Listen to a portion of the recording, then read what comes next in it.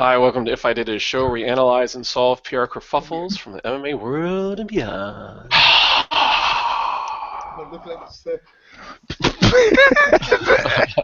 Surround, man. Oh, they heard you. They heard you, you fucking. I'm your host, Lexi Old. Joining me as always is Kid Native Bloody Elbow and Eugene S. Robinson from Aussie.com and author of Fight Everything You Ever Want to Know About Ass Kicking. We're afraid to get you ass kicked for ass kick. Yes. Speaking of which, let's get down to the nitty gritty. Eugene. Sir. You're a suspended UFC fighter, Jon Jones. Johnny Boney Joni. Bloody Elbow. The street overlord. Bloody Elbow revealed that you and your management team are facing a lawsuit from a fight fan for, quote, concealment, negligent misrepresentation, and negligence, end quote, over your drug test dropout from UFC 200's main event. Yes. This comes off the heels of UFC light heavyweight champion Daniel Cormier telling ESPN's 5 Rounds podcast that he and light heavyweight contender Anthony Johnson have, quote, both been burned before, end quote, by your prior fight cancellations, quote, and it's hard to really trust you in that sense, end quote. Mm-hmm. With your new WME-IMG owners watching, do you need to please allow and introduce yourself to damage control, or just let the haters hate? I'll answer this quickly and succinctly. I think you got to let the haters hate. I mean, it's pretty clear that they can't. WME is not going to be pulling out the cable cars for a multiple accused domestic violence guy in the form of Rumble, no matter how fearsome and frightful he is. He's already a one-time loser, and the guy he's losing is holding a friend to knuckle up, but what the guy who he lost to is holding what seems to be and held widely to be an illegitimate strap, in that he didn't beat anybody to get the strap. He's Rumble. He's had to beat people to keep the strap. He hasn't beat anybody to get the strap. So at this point, you got to understand that this is a Better Call Saul moment. Somebody's sitting around going, wait. Okay, I got this idea, right? All right. Now we're disappointed about the Johnny Boney Joni thing, right? Hey, it's an ill wind that doesn't blow somebody some good. We got to be able to make hay out of this. I'm gonna make a name off of this. It's got no real fucking purchase. I mean, you can move the deck chairs any way you want to move the deck chairs, but the reality of it is we are suckers, and we're waiting for Johnny Boney Joni to return, and that's all there is to it. Yeah, I mean, I'll be glad to see DC beat up Rumble again, or I'll be glad to see Rumble make it a series, and it's 1-1. But realistically speaking, everybody's still waiting for Daddy to get home. Man, what do you say, King Nate? Man, listening to Eugene advise people to reconcile themselves with the status quo, it's become a painful hobby of mine. But I got nothing. I mean, that's, Jon Jones doesn't need to answer this lawsuit. I mean, this is nonsense. You're not going to, what are you going to sue him for? Your ticket prices? It's, emotional distress. That's what I'd like to sue him for. Yeah, I mean, me too. But, Dana White can throw in on that one. Yeah. He's caused Dana White more emotional distress than anybody except maybe his family. Yeah, I don't think Jon needs to respond to this. He just needs to wait it out, work his deal out with the USADA and the NSAC, and get back in the cage. This is trifling. It's beneath him. Yeah. Well, speaking about working it out, what's with that hat, man? Just trying to send out a strong. He's celebrating my daughter being back at Cal. How about that? I see. But Cal is gold and something. Yeah, the colors are different. The colors are different, but it still says Cal, so I don't know what you got there. I don't know. It's got this. It's got this shamrock. My wife brought it home from Goodwill, and I was like, I'm not wearing this one ever. What the hell does it mean? The Irish people at Cal? I don't know. I guess my kid she's rushing a sorority, and they're 12. You start out with 12, then you get down to 9, and then so on. And there's one sorority where she's like looking at the pictures in the book, and she goes, blonde chick, blonde chick, blonde chick. Blonde chick, blonde chick, blonde chick, blonde chick, blonde chick, blah, blah, blah, brunette, blonde chick, blonde chick, blonde chick, blah, blah, blah. And I get, did they extend you a bid? She goes, no, that's kind of weird. I go, yeah. I go, yeah, kind of. Man. At a school that's 72% Asian, no Asians in that sorority, huh? Weird, man. That's a stumper. I don't know. In terms of process elimination, it reminds me of a guy I went to law school with who was on The Bachelorette. and he's African American, really good-looking guy, you know, and he did play the smart move when he had a chance to talk to her on camera. He's like, "What's your view on interracial dating?" And that guaranteed at least 2 or 3 more rounds. Nice. He was the only one there. Nice. Well, hey, you know, I was on a porn set once down in Venice. What are you shaking your head? You know, of course you were. Just documenting the atrocity. And I'm doing an article on the male porn star, so I'm interviewing the female porn star that he's having sex with in this set in Venice, right? So, and I'm interviewing her, and she goes, you know, I don't find myself attracted to black guys. And the male porn star was Mr. Marcus. And I'm like, huh? You mean the man whose penis you just had in your mouth? You're not attracted to him? Well, I guess it's a job, right? And she goes, yeah, really, it's kind of like a job. And I was like, yeah, nice. And I look over her shoulder at him, and he looks at me. He was like, eh. It was great. It was a great moment. So dehumanizing, Eugene. So dehumanizing. That's not the word I would have used. Speaking of dealing with jobs and black penises. Oh, street overlord. Your NFL San Francisco 49ers football team. Your quarterback, Colin Kaepernick, has a new pregame ritual. Refusing to stand for the national anthem to protest police brutality. According to an NFL.com report, a meeting left players, quote, feeling unified as a team while still having their individual beliefs, end quote. Mm-hmm. While you appear content with the Kaepernick kumbaya, what's your PR plan for his patriotic petulance? Is this for Nate or for me? For Nate. I'd trade him, second stringer. I mean, the Cowboys need a quarterback. That's how you solve that's what problems. you want to do. You want to move that guy right to Texas. That's exactly what you Jeez. You know, if he starts winning for the Cowboy fans, they'll twist themselves into knots figuring out why it's okay. Yeah, I know Cowboy fans. If he's winning, they don't care. They do not care. So that's what I would do. Me? Well, I think it was a beautiful, beautiful act of legerdemain because Nate just went right for the throat on it, and the throat of the actual issue, which is, dude's numbers are fucking shit. He's shit. He's turned out a subpar performance, and if anybody's on he's competing for his job with like a second or third string guy. So this guy is like clearly on what they call on the ropes. So what a way to distract. It was really nice. What, suddenly police brutality is an issue? Suddenly, you know what? You know who's not been standing for the national anthem? Right here, buddy. I haven't been doing this since 1971 in elementary school. The Indian teacher says to me, East Indian teacher says to me, stand up. I go, no. She goes, stand up. It's to honor your country. I go, when this country honors my people, then I'll stand up. You know, and she goes, well, you're not sitting in here. And I go, well, I'm not standing in here. She goes, get outside. So every time they had played it, I had to go outside, and when it was over, I had come back in, right? You know how long I did this? I'm going to sporting events with my kids. Like, Dad, stand up. I go, my legs are bothering me. Dad, stand up. I don't feel like I'm exercising my right as an American to sit my ass in this seat. Dad, you know when I started standing up? 2008. Obama. That's why I think it's such a funny conflict. Oh, everybody here is disgusted with me. That's all right. It's funny because now it becomes that's what's so funny about Obama, because a situation now where for the first time in many people's lifetimes they've experienced, I don't want to disrespect my president. He's working so hard, and he represents. But here's the thing, though. If you're the 49ers, you're not concerned. Let's just go to Nate for a second. You're not concerned with how this is going to stand in history. Like when they roll out the reels of, regardless of what. Well, they're not cracking down. The thing is, in terms of dropping him, it's going to be, well. And he was subsequently dropped by the 40. Even though everyone knows it's because his play was garbage, right? Well, I think they already went through this with the gay player last year with the St. Louis Rams. I mean. That guy probably. I mean, that guy. What do you mean guy got blackballed? What do you mean the gay player? Like there's one. Well, the out gay player. It's like the gay rapper. That whole thing. Right. There's no the gay rapper. There's only one. Yeah. Look, Africa Bombata told me. Bombata, man. Bombata. Yeah. What are you doing? That's what he told you. Africa Bombada, and that was it. End of conversation. Yeah. Why don't you come up to the house? We'll talk about it.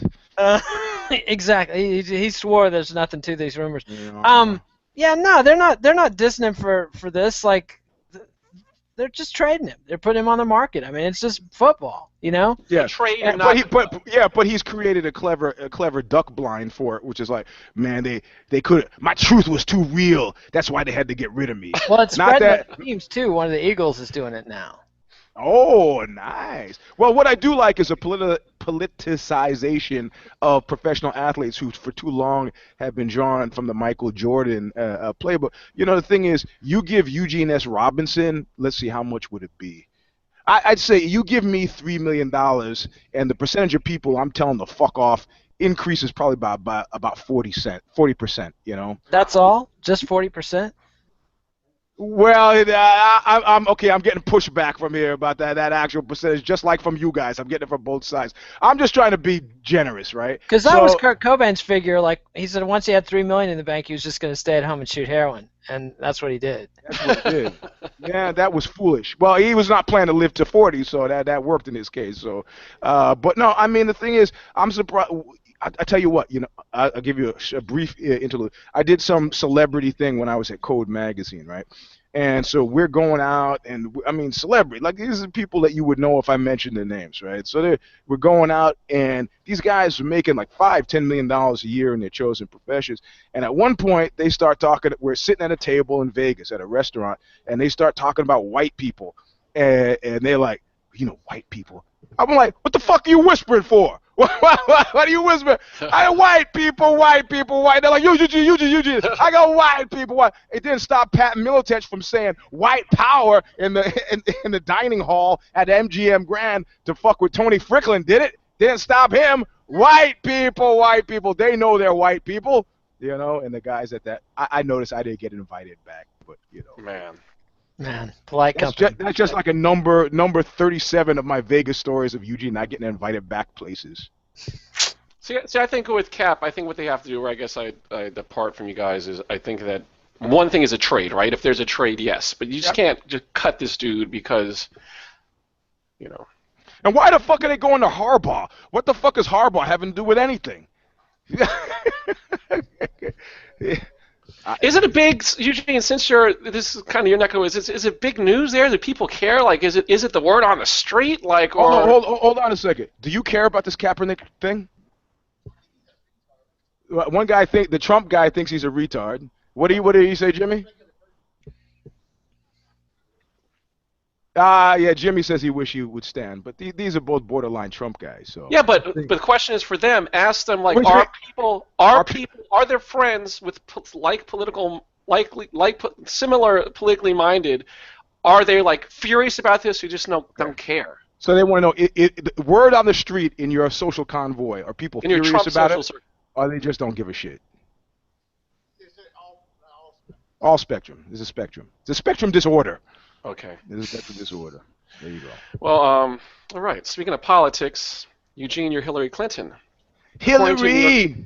Post, former Democratic Congressman Anthony Weiner, the husband and, quote, stay-at-home cad of your top aide, Huma Abedin, is embroiled in his third sexting scandal. And this time, little Weiner in the picture is his toddler son covered in a blanket next to his daddy's bulging boxer briefs. Is it enough that Huma announced her separation from Weiner, or are there any additional moves you need to make to prevent this family affair from resuscitating memories of Monica? No. You don't. You're Hillary. You don't have to do shit because you know why? You gotta know. Look at the chessboard. Look at the multiple layers. You gotta know if fucking Trump takes his hand off of that piece, meaning he's completed his move to make fun of the moral corruption, that the secondary move on Hillary is going to be like, well, let's get Marla Maples out here. Let's maybe talk to... This is a guy who worked the casino business for years. You don't think there's a passel of fucking barmaids and blackjack dealers who don't have stories? This is a guy who used to pay his Polish workers with vodka. You know, he's not going to take his hand. He's like tempted to move that piece, but he's not. What do you think people just discovered now that Weiner? I knew 6 months ago that Weiner was still sexted people. It's like, you know, and I'd like to go a different way on this. Leave the Weiner man be. Yeah, you know, texting your penis to somebody doesn't make you a criminal. And not a criminal B. I mean, look, this guy, he clearly has a fucking problem. Yes. He clearly has a problem. You know what sex addiction is? When it fucks up your life. You know, after the first time you go, I should stop. I shouldn't go in that cave with the bear. Second time you say, well, maybe the bear is not there. I go in, I get rid of it. Oh, shit, man, that was fucked up the last time. And I'm going to do something else. I'm going to switch it around gender-wise. This is a stay-at-home dad. What he should do is think about what the average woman on Oprah would do and say, I was lonely. She's working all the time. I'm stuck here with the kid. We lost all of our friends because of my past indiscretions. I just don't, you know, I had enough alone time. I could have met with these women. I didn't. I just wanted a little bit of intimacy. That's all. Man, that's how Weiner gets out of it. Hillary just ignores it. This is how Weiner gets out of it, you know? What do you think, Nate? The problem with Eugene's advice to Hillary is the common connections. The worst story about Trump that's out there is the lawsuit alleging by a woman who was underage at the time, who alleges that he sexually assaulted her while she was underage. Whoa, I haven't even heard that one. Yes, billionaire pedophile Jeffrey Epstein. Oh, that's right. Yes, right. Yeah, introduced this guy. This guy's a billionaire who spent a year in jail. If you're a billionaire and you do a day in jail, you fucked up bad. And so he spent a year in jail. Right. And had apparently a very nasty habit of seducing, molesting, and assaulting underage girls. Both Trump and Slick Willie Bill Clinton spent time on his plane, and it's documented. Now, Trump's the only one being sued, but Hillary doesn't want to flip that rock over. Yeah, so they both probably have their hands on the pieces and like, take your hands off, I'll take my hands off, you take your hands off first. Okay, on the count of three. Trump's like a 3-year-old. Like you can't play that game with a 3-year-old. You know, yeah. A 3-year-old will just throw pieces everywhere. You know, no concept of consequences. Me. Kindly like you, but not because quite. I'm an adult and I'm not above throwing the cards all over the room and trying to flee and knocking the board down and then accusing them of cheating and then crying on the floor. I do that. It's true. But, if you're beating me in chess, you can guarantee that's going to be the response. And so Hillary's beating Trump pretty badly right now. I agree she doesn't need to do anything. Actually, the Trump guy here says not. He says he goes, you can't trust the polls, and in Pennsylvania that Trump is winning, and that the secret weapon like Hitler's. See, got it in there. Hitler's secret weapon in 1945 is going to come, and there's going to be this I did not say that. Put words about it. He says I'm putting words in his mouth, but he says that Trump is doing a lot better than the media, us again, are giving him credit for. Now he's backing off. Now the light of public shame. He says maybe he's doing better than we give him credit for. Yeah. Should give him a nickname, you know, like how they had Deep Throat and, you know, like in terms of like your Trump source. Okay, we'll give him a nickname. We'll call him Deep Half. Not Deep Throat, Deep Half. So there you go. Yeah. But as for Weiner, dude's finally succeeded in destroying himself, I think. Hopefully he doesn't actually physically destroy himself. The kid needs him in his life. But God, what a self-destructive urge. I mean, that's the thing. The kid is there, and you're sexting photographs of your kid. Yeah, the web is full of people sending sexy photos with kids in the background. Have you seen that? It's like a website. Like chicks are like getting all sexy, and in the background you see a little like baby swing. It's man, that's sexy. I've seen the site where it's cats and dogs, but that one. Yeah. Kids like the cats and the dogs is funny, but the kid. I had this friend who was in this apartment once with these two women, right? And don't make me Donna Shalala. And the last time it was you, not your friend.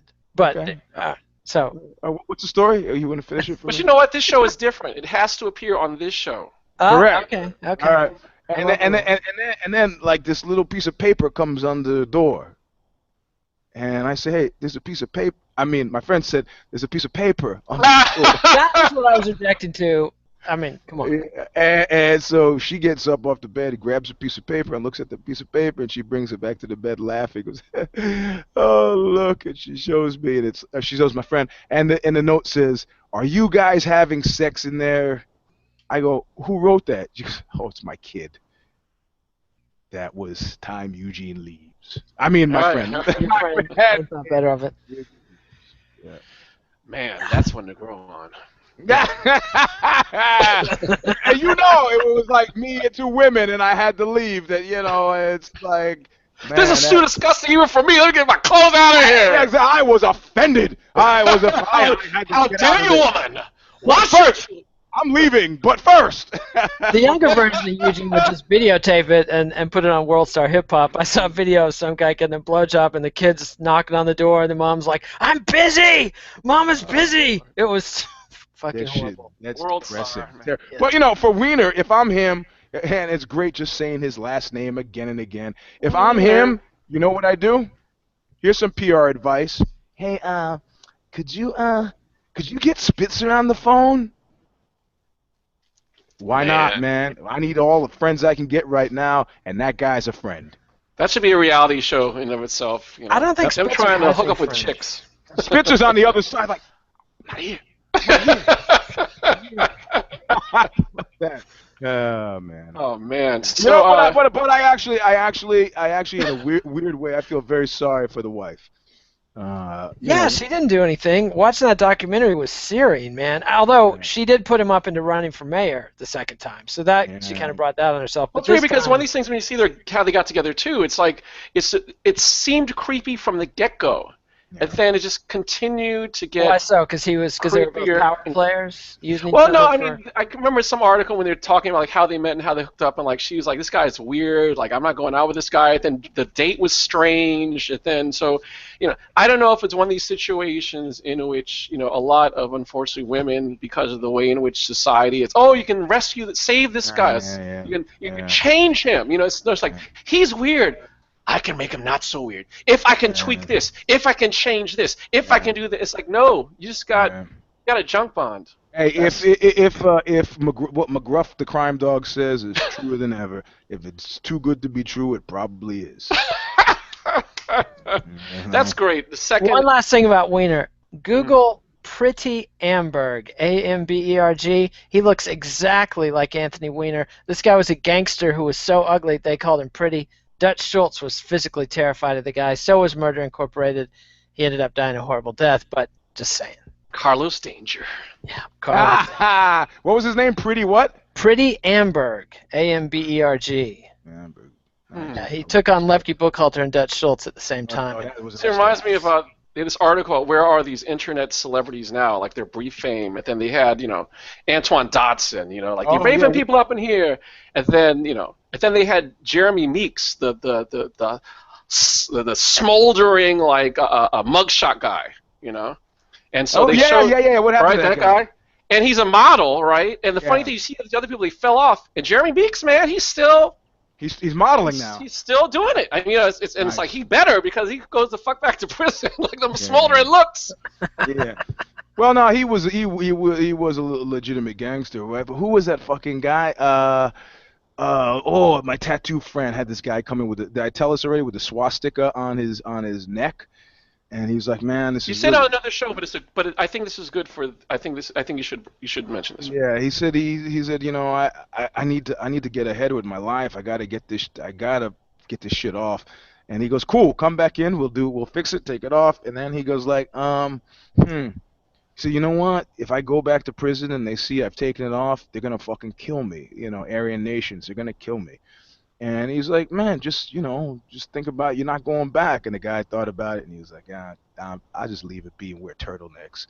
It was like low expectation to have it, white supremacy fuck. You know, it's like, he's like, I know I'm going back. I might as well. Why? I'm not fucking around. You know. That's why they call it home. Yeah. He's a regular customer. So anyway. Yeah, a buddy of mine's a jailbird, and whenever he sees one of his jailbird buddies, he's like, hey, when you going home? Oh, man. Wow. Yeah. Man. Yeah. Well, on that uplifting note, Speaking of covering it up, Nate, you're a French mayor who banned the Burkini. Oh man.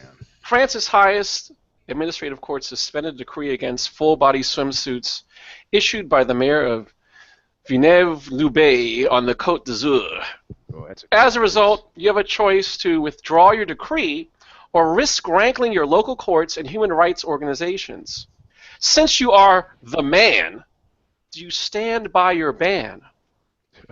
He already did. He's defying the court, so presumably he's a Le Pen candidate or something. I don't know. He's doubling down. And there are other mayors, though. You're one of the other mayors, though, because if you're one of the other mayors, I would follow the courts. I mean, there's a court decision. Just pass it off. Hey, my hands are tied. I'd love to do this. I'd love to help you out. I'd love to help you all out, but hands are tied. Courts have ruled. Nothing we can do. Politics 101. Well, the optics of two male fucking uniform guys on the beach making a woman undress in fucking physically France. undressing her. Yeah. The only way that could have been worse if Dominique Strauss-Kahn had been there too. Oh. Yeah, take this shit. It won't take it all. Oh yeah, I mean, come on, man. You just somebody. But at this point, I'm actually going to do something strange here, and I'm going to call it the Trumpization of world politics. Of course, the guy's going to double down on this because the people who fucking are happy about this are not going to be dissuaded. They're his supporters. They're like Chucky, friends to the end. So if you think it's a good look.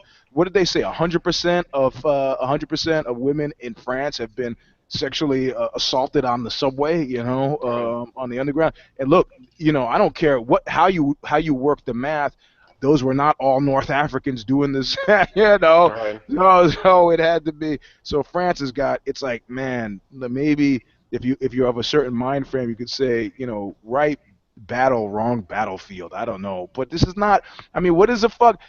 A women in burqas blowing shit up? Are you fucking kidding me? Why don't you? It's like when I've been stopped by the cops for some bullshit thing, and like some guy drives by me in a 25-mile-an-hour zone at 100 miles an hour. I remember looking at the cop. I go, and he's like, well, I'm not dealing with that now. I'm dealing with you. I go, yeah. This is a bullshit stop, and that lunatic is doing 100 miles an hour. He goes, well, he could be a friend of yours. I go, you got to be kidding me.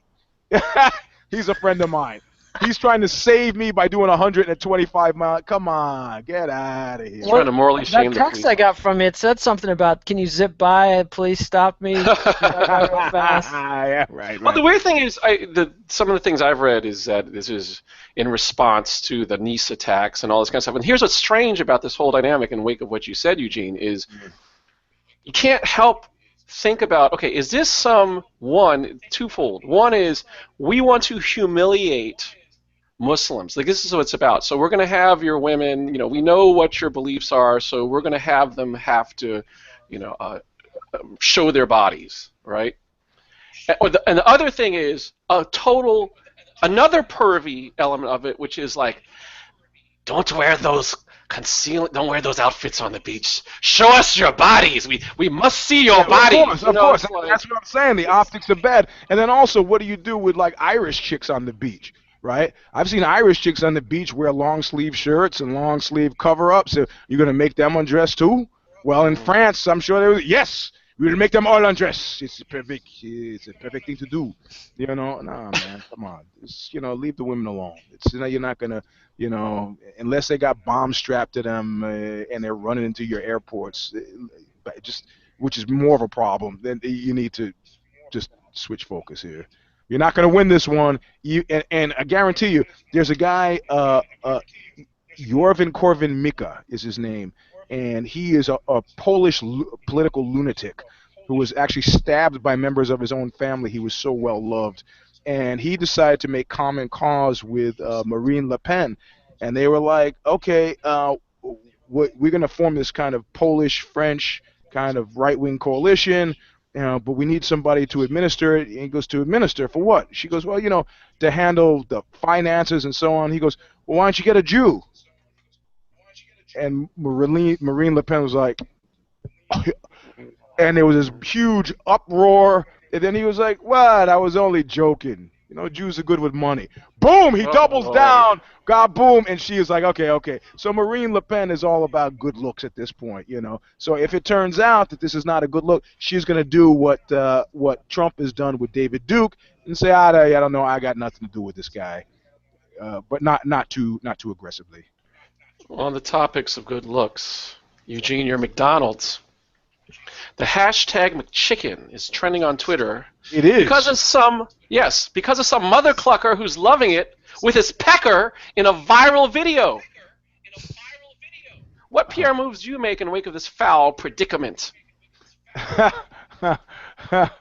Oh, let me get this straight. I'm sorry, I may have missed this news story. A guy is putting his penis in chicken McNuggets. So what happens is there's a McChicken sandwich. So what happens is you get a notice that, and this is not, we're not talking about like some kind of spam or trick email. Like people want to find out what's trending topics, and it's like, oh, McChicken, hashtag McChicken is trending on Twitter. You're like, okay, let me see what that's about. Oh, and it's a video of this guy who's put his penis in the chicken McNuggets. Yeah, he's cock-a-doodle doing chicken McNuggets. Sandwich. No, the chicken sandwich, man. No, why are you so stuck on the McNuggets? So he's having sex with it. You know, this sounds like a friend of mine. And you know, he stuck to the McNuggets. That's why you're focused on the McNuggets. No, his specialty. Is this friend named Eugene too? No. This is not. This is not named. He said, I need a date this weekend. I go, what are you gonna do? He goes, I'm gonna go on Craigslist. And I go, what are you searching under? He goes, I just search under one word and one word only. I go, what word is that? He goes, help. Jeez.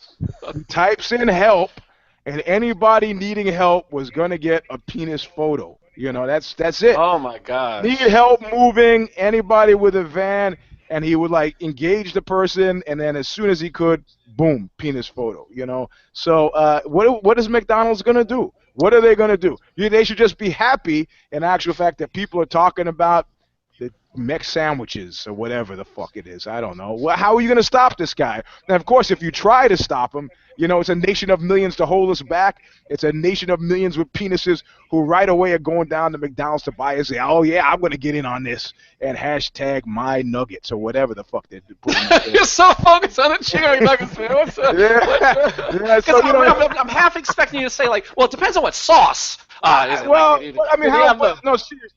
How would you stop this? How would you address this?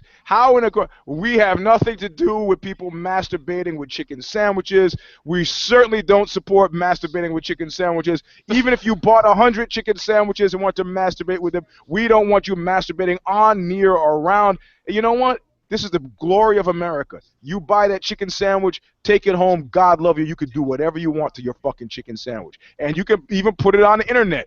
That's what the First Amendment's about. God bless America. So you're not standing. I'm actually not standing. Neither is the guy here who said he was going to make me stand. That's not the national. Oh yeah. How does the national anthem go? I see. Kidding. Come on, easy. You know, there was that guy from Kentucky I knew who was a paratrooper. And he's like, yeah, oh you freak. You're probably like one of those freaks in San Francisco burning flags. I said, burn the flags. Man, I don't fucking support that at all. He's like, oh, good. Yeah, I said, me, I take my flag and I start miming this thing. I rub it between my legs and get the big chunks of shit right out. And he got so fucking angry. I thought he was actually going to kill me. He was like, oh, boy, you're lucky we're not in Kentucky. And I was like, man, you got to ease up, Jack. It's just a joke. Just a joke. He goes, I'm a paratrooper. I go, really? Where did you paratroop into? He goes, Grenada. I go, you mean the vacation paradise of Grenada? He's like, I'm going to kill you. Easy, buddy. You know. What did you do, Nate? Well, they got to be careful because if they start encouraging this sort of thing, somebody's going to sue him when he scalds himself with the red hot McChicken. In fact, as we've been talking, I've been contacting an attorney to say that I had scalded myself masturbating in a chicken sandwich. With a box of chicken McNuggets. Yeah. With a box of chicken McNuggets. And then the kid came in. And then the kid comes in and asks Eugene's friend, would you like fries with that? And Eugene just flipped out and left immediately. So, yeah. No, McDonald's needs to stay away from this. I actually saw this thing trending, and I clicked through to look at one of the stories, and the stories were all like, you don't even want to know what this is about. So I was just like, okay, I don't. Now I find out. Yeah, I didn't want to know. I'm glad I stopped myself. I saw the trending. I go, I don't give, like, Sorrel, don't give a fuck. For a second, I thought it was going to be like the pink paste, how they make McChicken. Yeah, you me know, too. like Me too. a rancid chicken. Yeah. I don't know. But, yeah, I didn't even want to see that, but I was clicking anyway. But fortunately, I don't fuck care. I don't fuck care. Yeah. Well, I don't fuck care. Well, that brings us to our teachable moment. Nate, your Mylan NV. Last week, outrage erupted over your price-gouging EpiPen, the only life-saving auto-injector allergy treatment on the market. It's $600, 6 times the original cost to consumers. Your response? Offering out-of-pocket price reductions for some patients while keeping the $600 price tag. It wasn't enough, so you announced a generic version of the treatment for just triple the original price. Not enough! According to MSNBC, which cites Bernstein analyst Ronny Gal, quote, we suspect Mylan will continue to receive some heat for its price increases, and there will be heightened pressure on FDA to bring competition to the market, end quote. What can we learn? Being in no place for beginners or sensitive hearts. No place to be ending, but somewhere to start. Yeah, I don't know. She's in a bad spot. I don't know what she can do from here. I mean, she can Shrekley it, but Shrekley brazened it out to the point that people started pressing charges, and her stock price is hammered. You mean Skrelly? Skrelly, sorry, whatever. You know what I mean. Farmer bro. Yeah. But, yeah, she's screwed. She needs to cut this shit out. It's even coming out that her dad, the governor of West Virginia, helped her get 17 hours of college credit that was incompletes turned into credits. I mean, she's been just spoon-fed. She's, like, symbolizing everything gross and corrupt about our society. So, yeah, I don't know what she can do from here. She's clearly got no conscience or qualms because, this is a life or death medicine for some kids and people and adults, and she doesn't give 2 fucks. She's just profiteering away. I don't know what she can do from here. Like, my advice is resign and give money away to charity, but she's not going to do that. Yeah, I'm not really sure. I mean, I'm not a corporate executive. I'm not sitting on any boards. Nobody's asking me for financial advice, but I am. There's a great line from a Dead Kennedy song. Actually, it was a cut he did for the Fear Power God spoken word compilation, where he's talking about the initial plan before the Space Shuttle Challenger blew up, which was to use the space shuttle to shoot nuclear waste into outer space. And he's like, that could put a kibosh on it, because had nuclear waste been on the Challenger, it would be enough plutonium spread over the U.S. to give cancer to like a sizable percentage of the population. And so Biafra intones several times, how reckless can you get? How reckless can you get? And it's like, how fucking reckless can you get? Are you kidding me? 600, what? I mean, people would have been happy with a 17% increase. 20. Why shoot for the moon? Who was doing that? I mean, it's so strange that it makes me think that there's something else going on behind that curtain. I just don't understand it. You're not buying we need research and we need. Or maybe is it a thing like it becomes a generic so soon, so they got to try to gouge while they can before it goes into the generic. The issue supposedly it's all out of patent. Anybody can make a generic, but they have to pay for the FDA testing of their stuff. So there's not enough profit in the generic drugs to pay for the FDA to do the testing, is the story. And so this company that's got it is just jacking up the price willy-nilly and milking it as hard as they can. How do they think that was going to work the first time some fucking kid needs it and they don't have it because they couldn't afford it and the kid dies? What kind of look is that? This was fucking asinine, man. Asinine. I mean, I'm guessing they thought they could just hire enough PR people to make it, I don't know. I don't know if they didn't get any how calls. Many dead kids can we... Did you get any calls? I didn't get any calls. It's like, hey, we're anticipating kind of a raft of dead kids. Maybe you could just get something ready so we got, divert divert, divert, divert, deny, divert. So I think it goes to one of the basic problems is just because you can doesn't mean you should. you should. Yeah. And you have a lot of individuals who will run organizations, nonprofits as well as for-profits, and they just get caught up in, well, this is what we can do, this is what we can do, this is what we can do. And they just get they totally don't think about the ethical considerations. And if they don't care about ethics, even what their legacy is, I mean, if they don't give a shit about human lives, it's really problematic. And so it's... I mean, it's hard, buddy. I got to go. I got to see, you're going to care about 300 million people. It's hard to care about 30. Try 13. Try 3. Yeah, but you care about those profits, and the problem is if you push the line we're talking, right, it affects your financial bottom line. So that's how, in terms of, if you don't care about lives, you care about your life. Right, which means it's bad business, which is what you're saying, and you're right. Right, so. Oh, man. This has been such a uplifting... Fucking downer, man. Episode, we should talk about Nazis just to bring things up. Yeah, well... I know. While we're on a positive, uplifting, upbeats, rainbow-filled path. Eugene, it's time for your Lost Battalion! Yes. Well, the thing is, this is noteworthy, not for who got in, but for the Matrix-like escape from the Lost Battalion. And I'm going to have to, if you watch Knuckle Up, you know what I mean, but I'm going to have to give that to the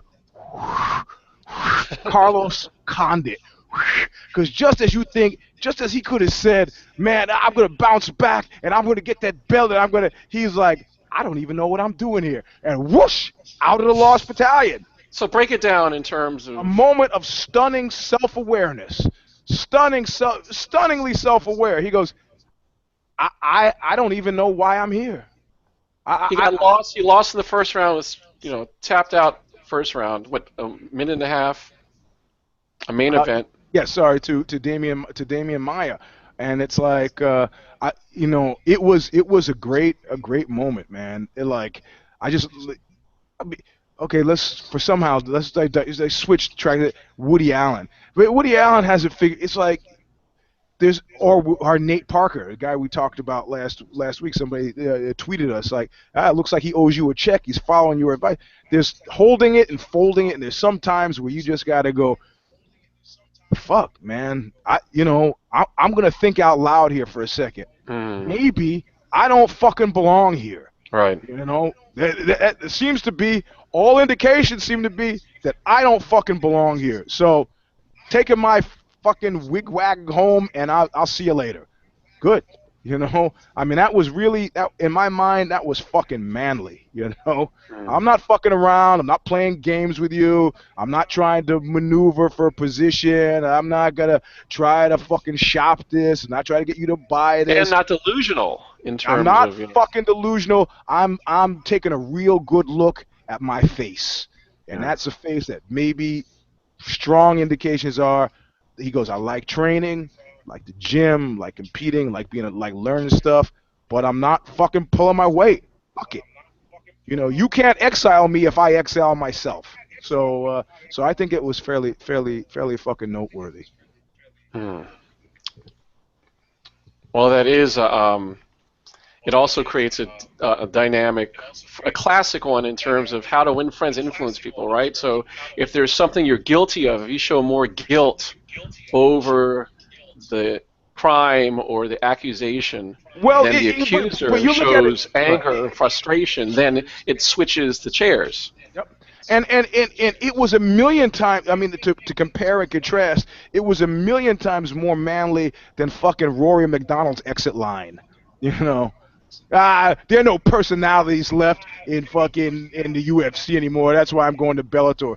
Are you kidding me? This is one of the most mayonnaise guys around. Is complaining about there not being personalized. The fuck are you talking about? Get out of here. Just take your leave. Say, hey, I need the cash. It's not working out. Who you didn't help you. You didn't help you. I listened to that line, and the first thing I was doing was big hail and hearty guffaws. Oh, you're no personality. Mr. Personality is complaining about there not being personalities. Get the fuck out of Well, here. there are two things with that that are funny. Number one, being mayonnaise, it might be like cornflakes without the milk. You know what I mean? Like he needs some tuna fish, or he needs something in order to have that spiciness, and the UFC isn't offering that. The other is cornflakes.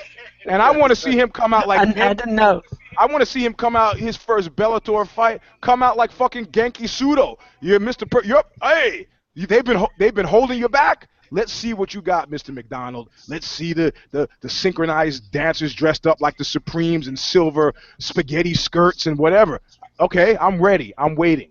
But But the other thing too is a kerfuffle that he caused, because one of his interviews he said, "Oh, there's no individuality. We were wearing uniforms," and then it comes out that he actually had an individual sponsorship deal with Reebok, and so he's like, there's nothing wrong with Reebok. I understand where they're coming from. The way in which the UFC is UFC. Reebok, I still like them, and I hope that we can still." It's like, oh man. So good luck. And at this point now, the happiest beneficiary of that has got to be the Baldwin sitting at somewhere at his desk in Las Vegas, like where the last time I saw him sitting in there and just going, yeah, that's okay. yeah.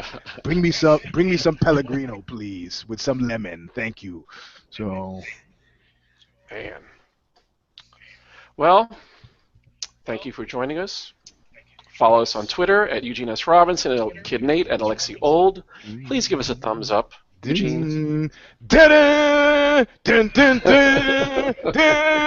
I got production value, man. You do, I'm telling you, man. Sorry. Leave comments on YouTube. Subscribe to MMANation.com on YouTube, MMA Nation on iTunes. Visit Bloody Elbow. Read Eugene at Ozzy.com. No, if you go to Ozzy.com and type in "My Night with a Nazi," people are actually calling me the N-word in the comments. It's turned into an alley knife fight because somebody thinks that'll bug me. I'm like, come on, let's do it. Yeah. Sheesh. Mm-hmm. And check out all three of us at Amazon.com. We'll be back next week with another edition of If I Did It. And we don't know what we're going to be talking about yet because the PR mistakes have yet to be made.